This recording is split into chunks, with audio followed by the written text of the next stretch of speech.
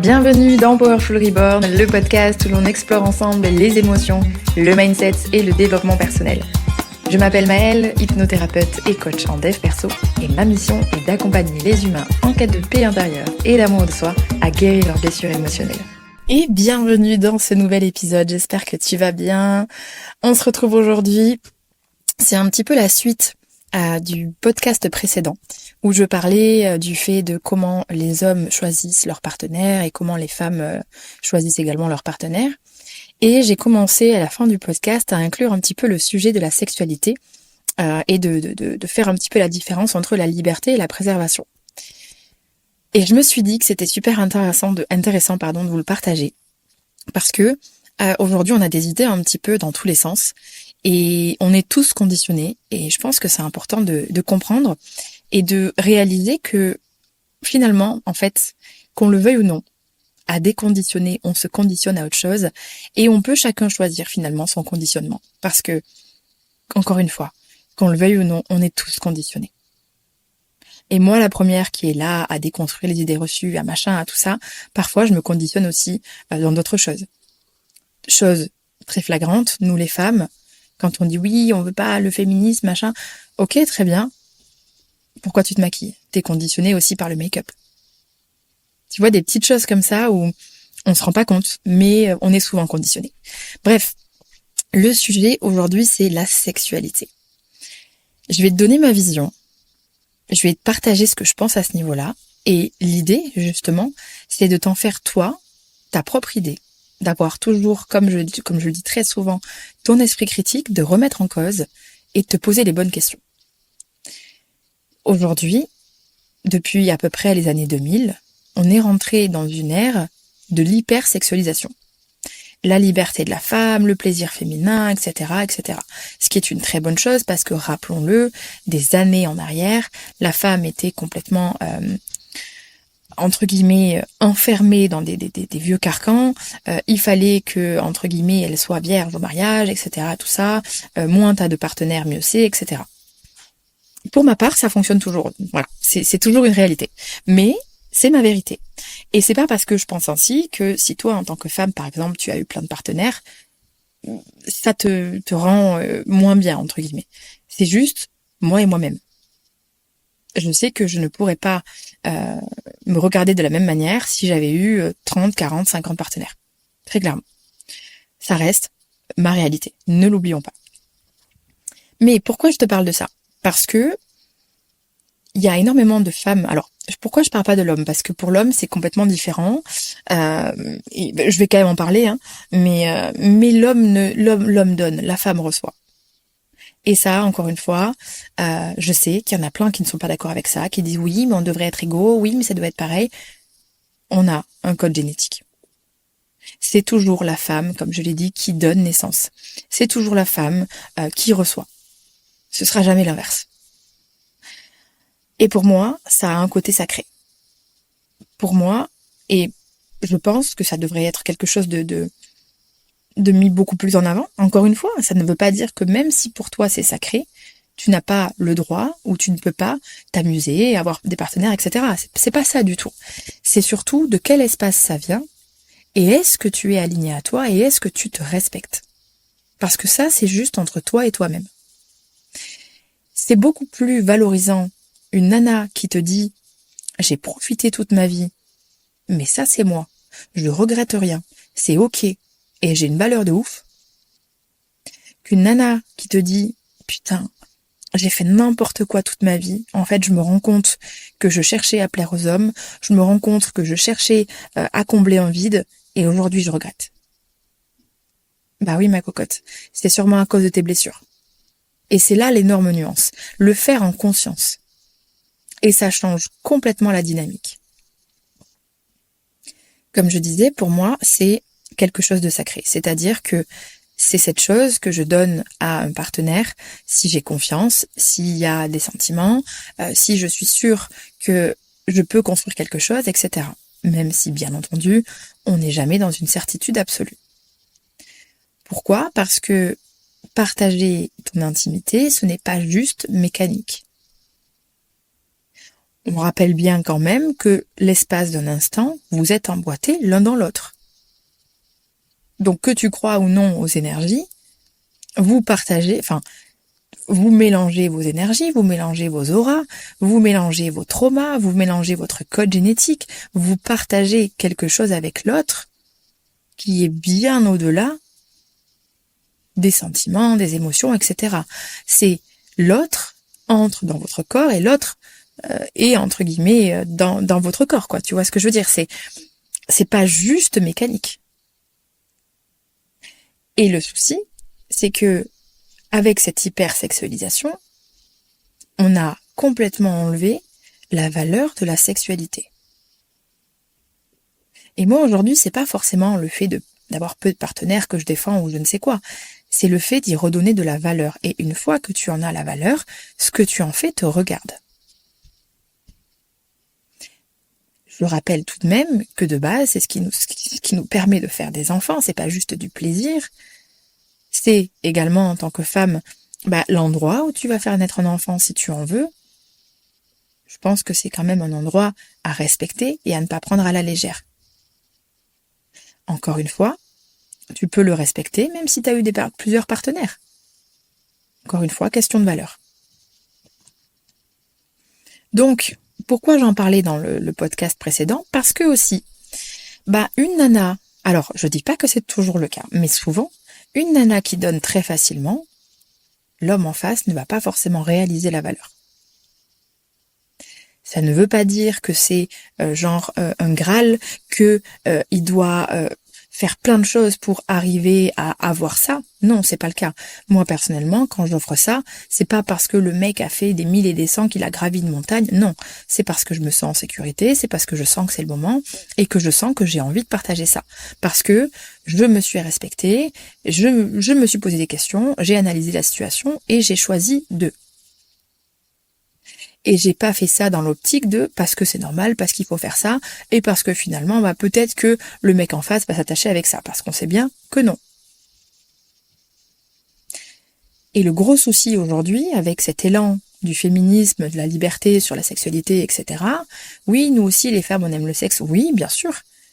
Le problème, comme je disais, c'est pas ce que tu fais, c'est ce que tu en fais.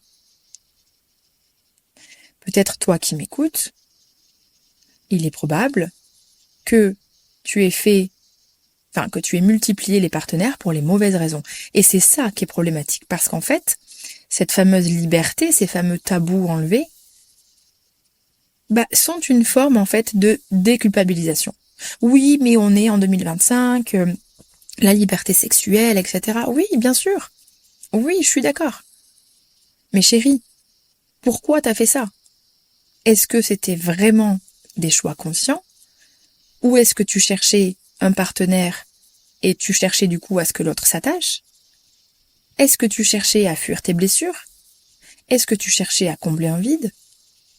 Parce que la nuance, elle est là. Et j'en ai rencontré tellement. Des potes, des copines qui m'ont dit « Putain, je vais multiplier les partenaires et je me rends compte à quel point je regrette, j'en avais pas besoin, j'en avais pas envie, mais en fait je cherchais l'amour. » Oui, on cherche tous l'amour, qu'on le veuille ou non, inconsciemment. Et pour ça, aujourd'hui, en 2025, on utilise le sexe. Et il est là le problème. Parce que le sexe, ce n'est pas de l'amour. On peut partager le sexe par amour, bien sûr, mais le sexe n'est pas de l'amour. Et ce n'est pas ça qui crée des relations, ce n'est pas ça qui va permettre que l'autre tombe amoureux ou je ne sais quoi. Même si, comme je disais, pour nous les femmes, il y a un très fort attachement quand, en général, on passe par la sexualité. Donc, c'est là où on peut comprendre, du coup, la nuance de en fait, je me rends compte que j'utilise le sexe pour trouver l'amour. Et c'est ça qui est à blâmer. C'est là où tu dois te questionner, te poser des questions. Pourquoi je le fais? Est-ce que je suis alignée à moi? Tu peux très bien te sentir complètement aligné, comme je disais, et te dire, ok, j'ai juste envie de profiter. Ok, très bien. Par contre, derrière, assume. Et ne viens pas ensuite te dire, oui, mais gna gna gna. Je suis désolée, mais c'est une nuance qui est super importante. Encore une fois, c'est une généralité, mais un homme à qui tu te donnes le premier soir et un homme à qui tu te donnes, je sais pas, un mois plus tard, 8 fois sur 10 ne te regardera pas de la même manière. Et pas parce que t'as donné du sexe, mais parce que tu t'es, d'une certaine façon, préservé. Pourquoi ? Parce que si tu te donnes direct, même si, attention, tu peux te donner direct et l'homme te valorise directement. Attention, on nuance toujours. Mais si tu te donnes direct, qu'est-ce qu'il va se dire ? Mais à l'inverse aussi pour un homme. En fait, il ou elle est accessible à tout le monde. Il suffit qu'on se plaise et on couche ensemble. En revanche, une personne qui prend le temps, finalement, elle choisit ses partenaires. Donc sa valeur est un peu différente. Mais encore une fois, quand je dis valeur, c'est la valeur que donne l'autre. Ça ne veut pas dire que c'est la valeur que tu as, d'accord ? C'est la valeur que l'autre se fait de toi. Donc ta valeur ne doit bien sûr pas dépendre de ça, mais quand même, c'est une nuance importante. Et on voit très souvent des femmes dire oui, mais parce que j'ai eu plein de partenaires, ou parce que j'ai un OnlyFans aussi, d'ailleurs, ce qui n'a rien à voir avec la sexualité, mais voilà. Pourquoi les hommes ne veulent pas, parce que machin, parce que bidule. Pourquoi ? Parce qu'encore une fois, qu'on le veuille ou non, à tout déconstruire dans cette génération de zinzin là, qu'on le veuille ou non, il y a toujours des pensées qui sont entre guillemets ancestrales. Je ne dis pas que ça concerne tous les hommes, il y en a qui en ont rien à foutre, il y en a qui ne font pas attention à ça, mais pour beaucoup d'hommes, il y en a qui en fait, quand ils choisissent leur partenaire, et ils la voient comme une princesse, et qui se disent, merde, elle a eu je ne sais combien de partenaires, malheureusement ils vont visualiser ça, et ils vont la voir différemment. Je sais, c'est pas juste, parce que nous les femmes, on ne marche pas du tout comme ça. En général, un mec qui te dit j'ai eu 100 partenaires, tu dis oui, aujourd'hui tant que t'es sérieux, je m'en fous.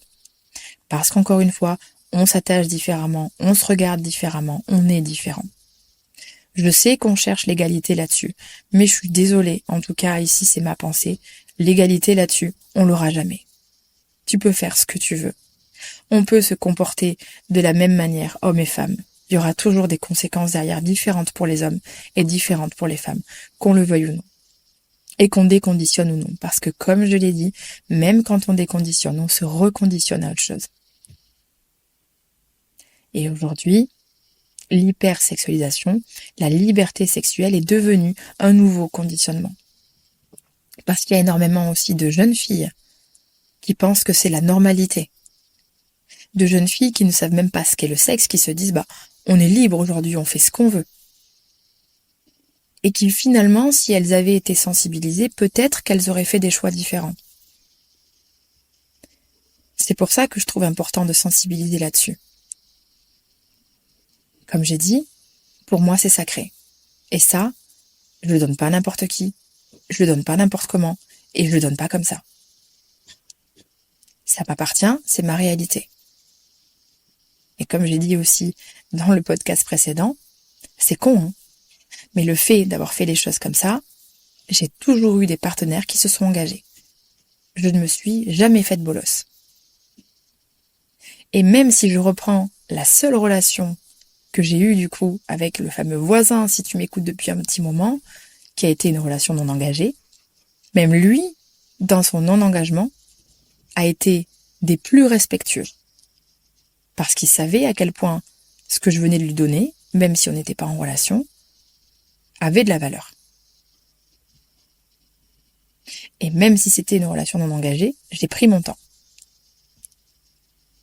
Encore une fois, je ne te dis pas de faire comme moi, je te dis pas de m'écouter comme si j'étais le Messie, pas du tout, mais de t'en faire ton propre avis et de te poser vraiment la question et te demander pourquoi tu fais ces choses-là.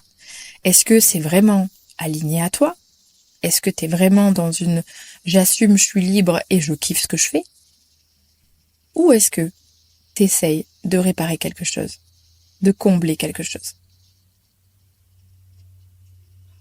Parce que finalement, en déconstruisant tout ça, comme je l'ai dit, on a perdu les valeurs. On a perdu la valeur de la sexualité, qui n'est pas rien en fait. Et en plus de ça, du coup, on se retrouve à coucher tous avec les uns les autres, là. Et si tu regardes le marché des relations, oui, personne veut s'engager, mais c'est normal. Mais c'est complètement normal. Parce qu'aujourd'hui, tu vas sur une application, en 2 clics, tu vois quelqu'un, tu couches avec. Et encore plus pour une femme, parce que un homme a besoin d'être un minimum attirant, d'avoir quelque chose, des attributs. Une nana, même si c'est pas la plus jolie, un mec, il va y aller, en fait. Donc, vu qu'on accède à cette chose qui de base était sacrée, on y accède avec une facilité déconcertante, pourquoi les gens s'engageraient? Tous ces gens qui sont blessés, qui ont des peurs, etc., pourquoi ils s'engageraient? Ils peuvent avoir tous les bénéfices d'un couple sans s'engager et sans avoir les contraintes. Alors dites-moi maintenant, pourquoi ils s'engageraient? Il n'y a pas de logique. Dites-vous bien que les blessures émotionnelles qu'on a aujourd'hui étaient les mêmes avant. La seule différence, c'est que, vu que c'était, entre guillemets, une obligation de se marier, de machin, de ci, de là, et que les filles et le sexe étaient moins accessibles, malgré leur trouille, ils finissaient par y aller. Ou alors ils finissaient seuls toute leur vie. Je parle des hommes, pour le coup. Mais il y avait une certaine... il y avait un investissement à faire pour arriver jusque-là, en fait. Et aujourd'hui, on fait l'inverse. On s'investit pas, mais on se donne le résultat final. Et au bout d'un moment, je pense qu'il faut se rendre compte que c'est nous qui avons aussi déconstruit tout ça. Et quand on râle et qu'on dit oui, les relations aujourd'hui c'est compliqué, on en est tous responsables. On en est tous responsables. Le sexe est devenu trop banal. Et que ce soit pour un homme ou pour une femme, peu importe. C'est quelque chose qui devrait être donné et réfléchi avec conscience. Donc, encore une fois, on ne te dit pas de te préserver comme je le fais moi, on te dit de réfléchir avant de faire ça. Pourquoi je le fais? Parce que je répète, mais cette fameuse liberté aujourd'hui est aussi un putain de conditionnement. Je vois combien de nanas, parce que j'ai quand même des posts assez cash là-dessus, combien de nanas dire oui, mais on peut être libre, on peut faire ce qu'on veut, nous aussi on aime le sexe, pourquoi les hommes pourraient, pourquoi machin, et elles viennent se défendre avec ça. Mais, ma belle, derrière, viens pas te plaindre si tu n'arrives pas à te mettre en couple, parce que tu utilises le mauvais outil pour avoir une relation. Ce n'est pas le sexe qui crée la relation, c'est une connexion émotionnelle qui crée la relation. Et dans cette connexion émotionnelle ensuite, arrive la partie sexuelle. Où là, on va se connecter profondément, où on crée plein de choses, on partage plein de choses, etc., etc. Donc, tous ces mouvements-là que je vois, tout ce truc-là du féminisme, ces nanas que je vois à poil sur les réseaux en disant « je suis libre, je fais ce que je veux ». Oui, complètement. Mais derrière, il y a des conséquences. Et tu ne peux pas avoir les mêmes résultats, exiger les mêmes résultats sans conséquences en faisant ces choses-là. On peut pas se foutre de la gueule du monde comme ça. Tout comme l'hypersexualisation. Des nanas qui sont sur les réseaux, qui sont en lingerie, qui machin, qui tout ça, pas forcément à but professionnel, mais parce qu'elles ont envie, ok, très bien, et qui disent « oui, mais moi je veux pas être sexualisée ». Chérie, tu le fais toute seule. C'est toi-même qui mets ton corps en avant de manière sexy pour montrer que tu es jolie, que tu es machin, parce que tu cherches sûrement la reconnaissance. Et après, tu t'étonnes. Donc, ne viens pas faire des choses qui te donnent le résultat que tu ne veux pas. Ça ne veut pas dire, attention, que tu dois être prude, que tu dois te cacher, etc. Non, tu peux très bien être en lingerie sur ton Insta, mais assumer les conséquences qui vont aussi avec. C'est toujours un choix. Et du moment où il est conscient, il est aligné, il est beaucoup plus respectable.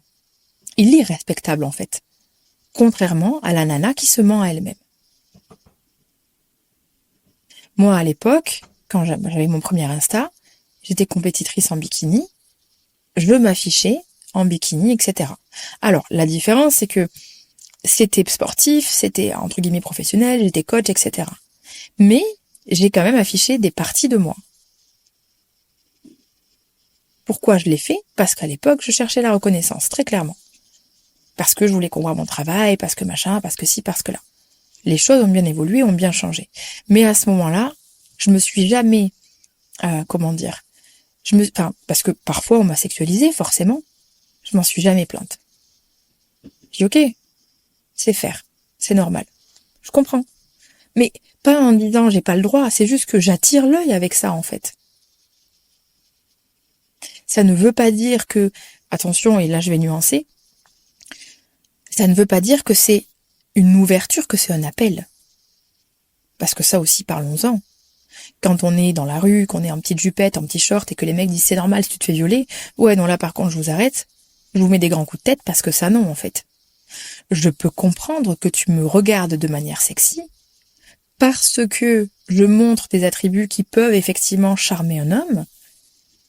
Par contre, ça ne justifie pas, et ça ne vient pas confirmer le fait que c'est normal que tu m'insultes, que peut-être tu me violes, que machin, que ci, que là. Ça non, en fait. Encore une fois, il y a une nuance. On parle juste de mots, pas d'action.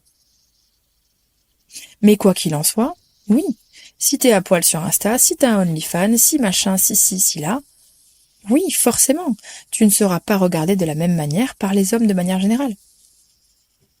Bien sûr qu'il y a des hommes qui s'en foutent, qui pour eux, il n'y a aucun souci, et voilà. Encore une fois, c'est toujours, je parle de grandes généralités, mais à côté de ça, il y a toujours des exceptions qui confirment la règle. Mais quoi qu'il en soit, pour en revenir à la sexualité, croyez-moi bien que si on la préservait davantage, homme comme femme, on aurait beaucoup moins de problèmes relationnels.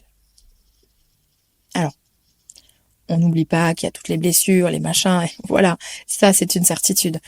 Mais c'est quelque chose qui pourrait certainement soutenir le fait d'avoir des relations engagées. Parce que vraiment, pourquoi un homme ou une femme s'engagerait? Il n'y a pas de logique. C'est comme si tu disais à quelqu'un, bah écoute, par l'option A, tu peux manger à ta faim, faire un petit peu de sport sans cardio et avoir le corps de tes rêves. Et de l'autre côté, c'est avoir le corps de tes rêves, mais en coupant les glucides, en faisant beaucoup plus de cardio, en t'entraînant tous les jours et en mangeant de manière assez stricte. Pourquoi tu prendrais l'option B? Tu vas forcément, chercher la facilité, tu vas prendre l'option A. Je peux avoir mon corps sans les moindres efforts. Ou du moins avec très peu d'efforts. C'est exactement pareil pour la sexualité. Et pour du coup les relations. Je peux avoir tout le résultat d'un couple sans engagement. Ou alors le résultat d'un couple avec de l'engagement et du coup des contraintes, des choses, parce que des fois, effectivement, être en couple, ça demande quand même une adaptation, etc. Donc pourquoi les humains choisiraient l'option B? C'est logique. Donc on ne peut pas venir crier sur tous les toits, oui, le sexe, les femmes sont libres et machin, ici et là, mais les hommes doivent s'engager. Donnez-leur des raisons de s'engager. Je suis désolée, donnez-leur des raisons de s'engager. On n'oublie pas aussi, encore une fois, la nuance. Il y en a qui sont libertins, il y en a qui sont dans des couples libres, il y en a, peu importe. Tout existe, d'accord? Mais je parle de l'hétéro classique qui a une vie sexuelle classique. Donnez-leur des raisons de s'engager. Et attention, le sexe n'est bien sûr pas la seule chose importante. Et pas, c'est pas en te préservant que tu vas forcément créer la relation de tes rêves. C'est pas ça, c'est pas ce que je dis. Mais encore une fois, le donner avec conscience et rester dans ton axe, être aligné à toi. Est-ce que là, je m'offre avec respect? Oui, non. Si c'est non, n'y va pas. Parce que tu vas le regretter certainement plus tard. Et qu'en plus, c'est pas comme ça que Patrick va s'engager, en fait. Très clairement. Et aujourd'hui, cette vision, malheureusement, fait de moi une pick-me. Et je trouve ça incroyable qu'un mouvement qui veut libérer les femmes en condamne d'autres parce qu'elles ne pensent pas pareil. Alors que finalement, ces féministes qui détestent souvent les hommes, alors attention, quand je dis les féministes, je parle pas du mouvement du féminisme, je parle des nanas qui se servent de ça pour en faire la guerre contre les hommes, d'accord? Je parle pas de tout le combat de manière générale. Vraiment pas. Je défends la cause des femmes, mais pas le féminisme. Pas en tout cas ce qu'il en est aujourd'hui. Soit, c'est pas le sujet. Mais finalement, au final, la plupart, elles aimeraient être aimées par un mec sain. Et elles sont là à défendre et à dire oui, on doit être libre, on peut faire exactement comme les hommes. Bah oui, mais regarde le résultat. Regarde le résultat. Ils veulent plus s'engager. Ils te regardent différemment. Et en plus, on les a transformés en nanas. Parce que vous avez pris leur place. Bon, ça c'est un autre sujet, j'en ai déjà parlé dans un podcast. C'est pas on va pas se perdre et s'étaler, Maëlle. Mais voilà. En fait, au bout d'un moment, je pense qu'il faut être cohérent. La congruence est importante. On ne peut pas demander un résultat en faisant le strict opposé. Personnellement, aujourd'hui, alors attention, hein, ça pourrait m'arriver de me faire avoir. Ça ne m'est jamais arrivé, mais ça pourrait m'arriver de me faire avoir en ayant ce fonctionnement, bien sûr. Il n'y a jamais de risque zéro. Par contre, jusqu'à présent, mon alignement à ma sexualité, mon alignement et le respect de mes valeurs, de mes limites, a fait que j'ai eu les résultats que j'attendais. Ça veut pas dire qu'aujourd'hui je suis en relation et que voilà, mais j'ai eu des relations respectueuses et saines, où les hommes se sont engagés. Donc au bout d'un moment, c'est pas pour dire qui a tort, qui a raison, mais il serait peut-être temps de se poser des questions. Et de peut-être se rendre compte que dans cette hypersexualisation, dans cette liberté sexuelle, on est tout autant conditionné que ceux qui sont à l'opposé et qui disent il faut être vierge avant le mariage. Voilà. Personnellement, aujourd'hui, moi, j'en ai créé mon équilibre, ma réalité. Elle n'appartient bien sûr qu'à moi. Mais je ne suis ni à l'opposé, qui est d'être une nonne, là, ni à l'opposé inverse d'être la foire à la saucisse, en fait. Pour le coup, c'est bien trouvé, ça. Pardon. La foire à la saucisse, oh putain. Ah, elle était on point. Pardon, désolée. Tout ça pour dire que, en fait, le monde cherche toujours à nous conditionner. Et d'ailleurs, peu importe le sujet, là je parle de sexualité, mais c'est pour tout pareil. Et c'est pour ça que c'est important de déconstruire et de déconstruire pour toi, puisqu'il existe autant de réalités que d'êtres humains. Déconstruis et trouve ton propre équilibre à toi dans tout ça. Et n'oublie pas que tu ne peux pas condamner un résultat si toi-même tu as joué en faveur de ce résultat. Au bout d'un moment, il faut reprendre sa responsabilité. Si tu agis comme une fille légère, ne sois pas étonné qu'on ne te choisisse pas en couple. En revanche, si être cette fille légère te convient, alors c'est parfait. Et c'est beaucoup plus, comme je disais, respectable une nana qui est alignée à ce qu'elle fait.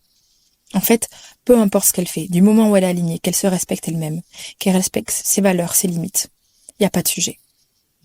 Chacun est libre de faire ce qu'il veut, en effet. Mais ne venez pas vous plaindre. Et moi, c'est ça qui me dérange derrière.